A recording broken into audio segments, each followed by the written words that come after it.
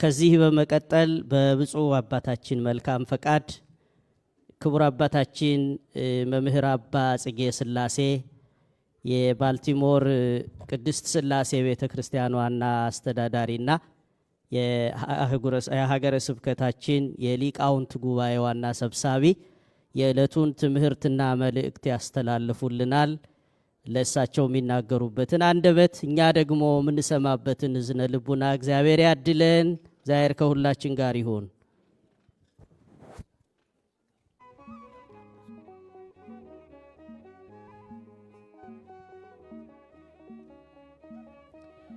በስመ አብ ወወልድ ወመንፈስ ቅዱስ አሐዱ አምላክ ዘለዓለም ሥላሴ።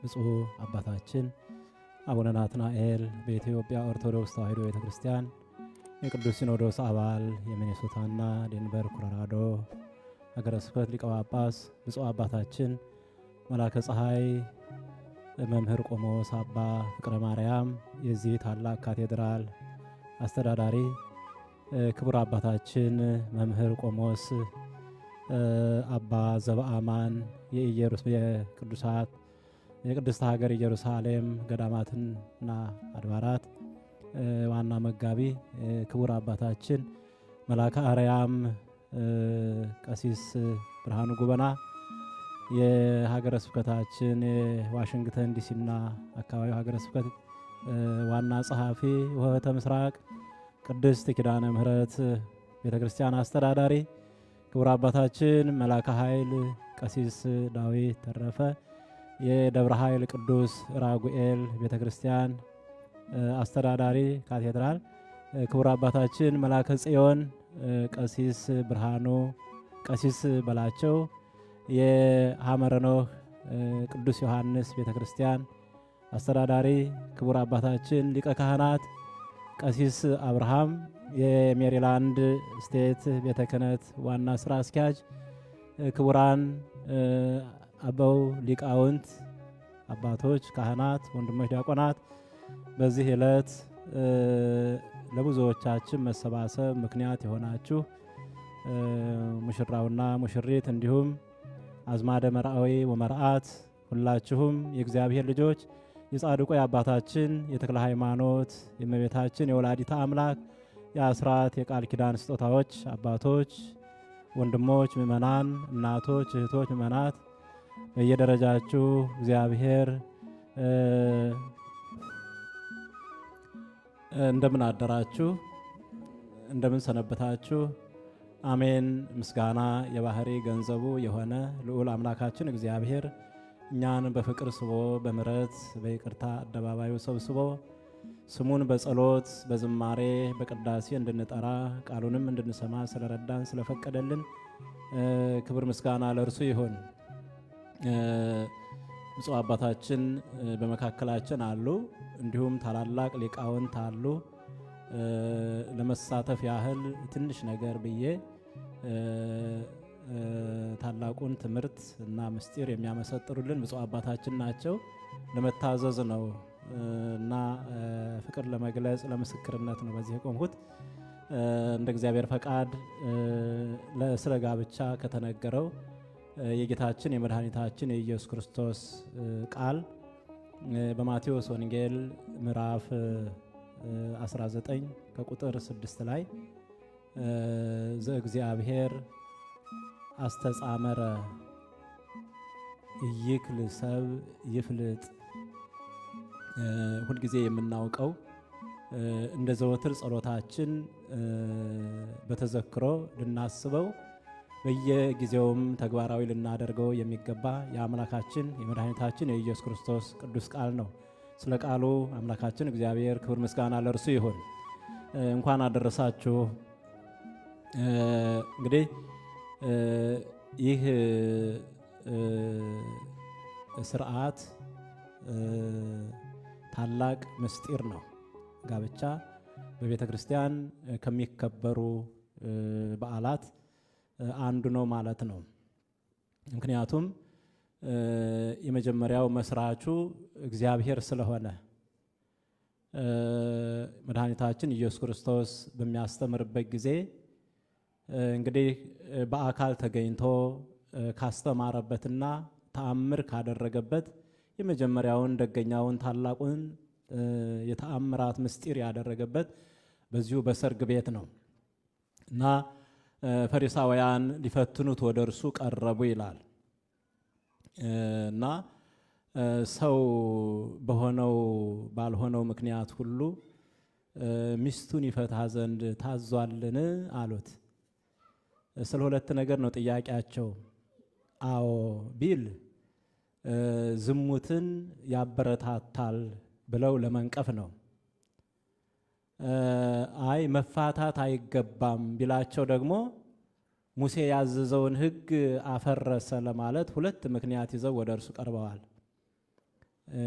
ጌታችንም አዎ ሰው በማንኛውም ምክንያት ይፈታ ዘንድ አይገባም አላቸው። እነሱ ደግሞ ጠቀሱ እንዳቅማቸው ሙሴ አዟን። በዚህ በዘዳግም ምዕራፍ 24 ከቁጥር 1 ጀምሮ የሀባ መጽሐፈ ህዳጋቲሃ ይላል። ሙሴ ባይፈልጋት ባትስማማው የምትፈታበትን ምክንያቷን ጽፎ ይፍታት ብሎ የለምን አሉት። ሙሴሰ አዘዘክሙ በእንተ እከየ ምግባሪክሙ፣ ሙሴስ ስለ ልቡናችሁ ክፋት ይህን አለ እንጂ ጥንቱን እግዚአብሔር ወንድና ሴት አድርጎ ሁለት ብቻ አድርጎ ፈጠረ አላቸው። ይህ ምንድን ነበረ?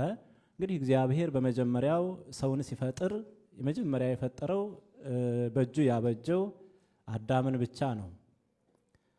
ነገር ግን ሌሎቹ እንስሳት፣ አራዊት በጾታ ሁለት ሆነው ተፈጥረው ስለነበረ በእነሱ አዳም ስለቀና እግዚአብሔር ሰው ብቻውን ይኖር ዘንድ መልካም አይደለምና ብሎ ረዳት ተሆነው ዘንድ ሔዋንን ፈጠረ።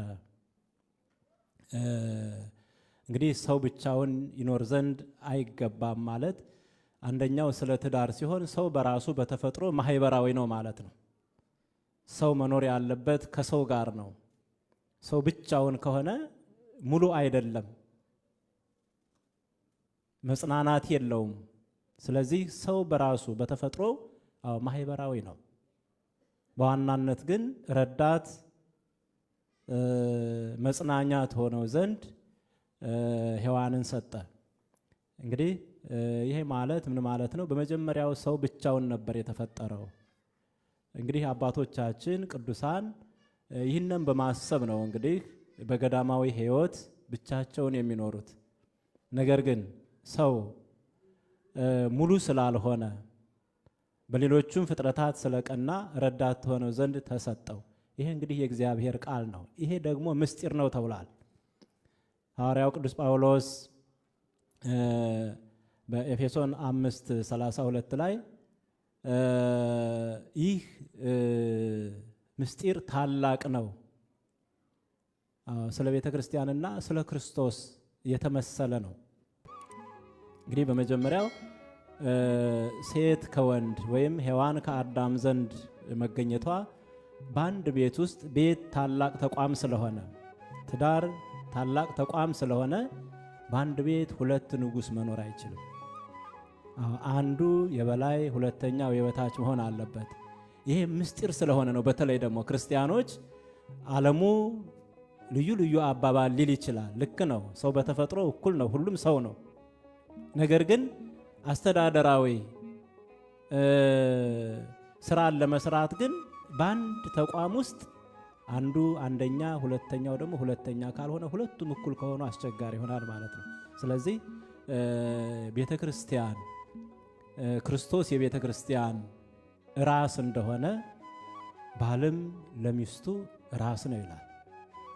እናቶቻችን ይህንን ምንም ማንም ቢል ይሄን መቀበል ያስፈልጋል። በእምነት መጀመሪያ አለቃዬ ነው የቤቴ ራስ ነው ብሎ ትዳር ከመጀመሩ በፊት ይህንን ማድረግ።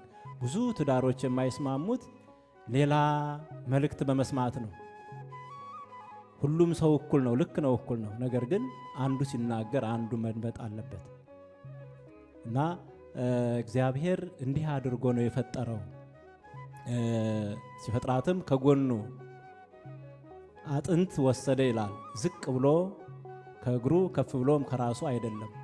ይሄ ማለት ከእርሱ በላይ እንዳትሆን ከቤተሰብ በታች እንዳትሆን ብሎ በምስጢር የፈጠረው በተለይ ደግሞ ለቤተ ክርስቲያንና ለክርስቶስ ምሳሌ የሆነ ታላቅ ምስጢር ስለሆነ በዛሬው ዕለት እንግዲህ ወንድማችንና እህታችን ይህንን ታላቅ ምስጢር ነው የፈጸሙት። አንድ ሰው የዛሬ ሙሽሮች የፈጸሙትን ይሄ በተለይ ምስጢረ ሜሮኑን ለሁለተኛ ጊዜ ነው ዛሬ የሚያገኙት ማለት ነው። ምስጢረ ቁርባን ፈጽመዋል። ይህንኛውን ክርስትና ስንነሳ የሚፈጸምልን ነው ዛሬ ለሁለተኛ ጊዜ የተፈጸመላቸው። ሰው በተጠመቀ ጊዜ ከአብ ከወልድ ከመንፈስ ቅዱስ በውሃ ተጠምቆ በስላሴ ይወለዳል፣ በሜሮን ይከብራል። በጋብቻ ጊዜ ደግሞ እንደዚሁ ደግሞ በስርዓተ ቁርባን በስርዓተ ተክሊል ጋብቻቸውን በመሐላ ቃል ይገባሉ። የዚህ ማጽኛ ማተሚያ የሚሆነውን ደግሞ በሜሮን በቅባ ቅዱስ ይታተማሉ። ሌላው ቅዱስ ሥጋውን ክቡር ደሙን ዛሬ ሶስቱን ምስጢራት እንግዲህ ፈጽመዋል ማለት ነው። ይሄ ማለት ሰው ከተወለደ በስላሴ ከተወለደ ከተጠመቀ ጀምሮ ሥጋውን ደሙን የሚያቆምበት ጊዜ አለ ማለት አይደለም። በተለይ ወንድማችን ዲያቆን እንደመሆኑ መጠን ይሄ ለሱ እንግዳ ባይሆንም ብዙዎቻችሁ ግን በሕፃንነት ከቆረቡ በኋላ ሙሽሮቹ የሚገናኙት እንደገና በጋብቻ ጊዜ ነው ማለት ነው። እና ይህ ምስጢር ታላቅ ምስጢር ስለሆነ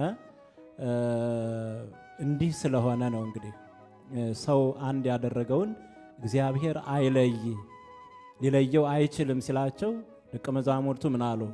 የጋብቻ ነገር እንዲህ ከሆነስ መጋባት ከባድ ነው አሉ።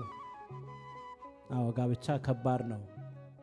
የጋብቻ ምስጢር እንዲህ ከሆነ ሰው ካገባ በኋላ በሆነው ምክንያት ሁሉ መፍታት የማይችል ከሆነ ይህ ነገር ከባድ ነው አሉ ደቀ መዛሙርቱ።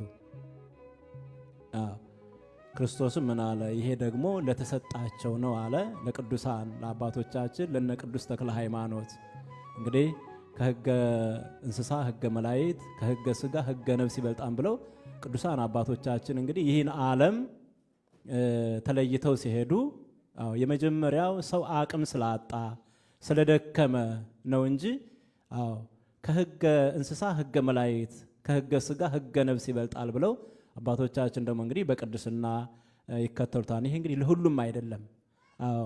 ጸሐፍት ፈሪሳውያን አይሁድ የሙሴን ሕግ ለምን ጠቀሱ?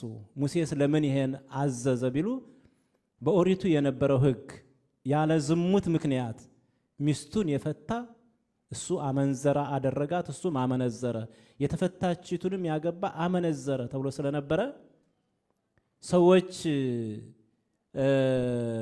ባልተስማሙ ጊዜ በሞት ብቻ ስለነበረ ሌላ ማግባት የሚፈቀደው ሴቷ ወንዱን የማይሆን ነገር እያጠጣች ወንዱ ደግሞ በመኝታ ደረቷን እያሸ እያቆሰለ የሚገላቸው ሆነ። እንዲህ ስለሆነ ነው ሙሴ አዘዘክሙ በእንተ ከየምግባርክሙ ትግበሩ ዘንተ ትድሃሮ አንስቴያክሙ ሚስቶቻችሁን ትፈቱ ዘንድ ሙሴ ይሄን ያዘዘው ስለ እናንተ ጭካኔ ነው።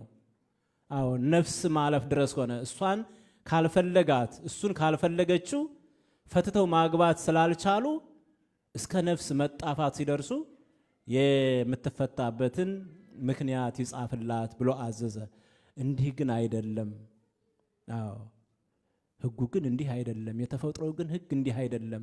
ጥንቱን አዳምና ሔዋንን አንድ አድርጎ መፍጠሩ እግዚአብሔር አንድ ወንድ በአንድ ሴት አንድ ሴት በአንድ ወንድ ይጸኑ ዘንድ አይደለንም ብሎ ይህንን አክብሮ ያስተማረን ትምህርት ነው። የቤተ ክርስቲያን በዓል ስለሆነ እጅግ የምናፈቅራቸው የምንወዳቸው ማህሌታዊ ያሬዳዊ የቤተ መቅደሱ ሞገስ የሆኑት አባታችን ብፁዕ አቡነ ናትናኤል በመካከል ተገኝተው ቀድሰው አክብረው አቁርበዋል። አሁንም የተረፈውን አመልተው አስፍተው እርሳቸው ያስተምራሉ። መንገድ ለመክፈት ለመታዘዝ ያክል ነው። እንኳን አደረሳችሁ።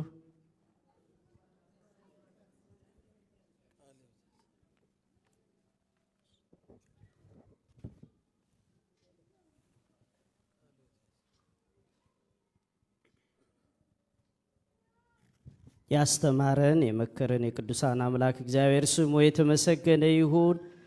ክቡር አባታችን ቆሞስ መምህር አባ ጽጌ ሥላሴ ቃለ ሕይወት ያሰማልን። በእውነት አጠር ያለ ግን ደግሞ ብዙ ምስጢር የያዘ የሊቃውንት ትምህርት ነው የተማርነው።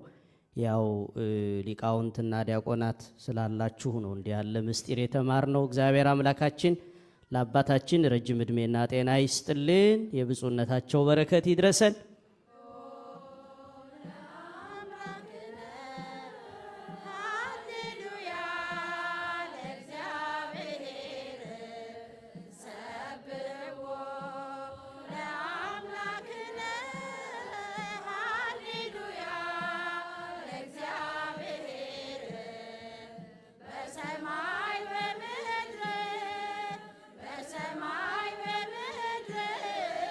በሰማይ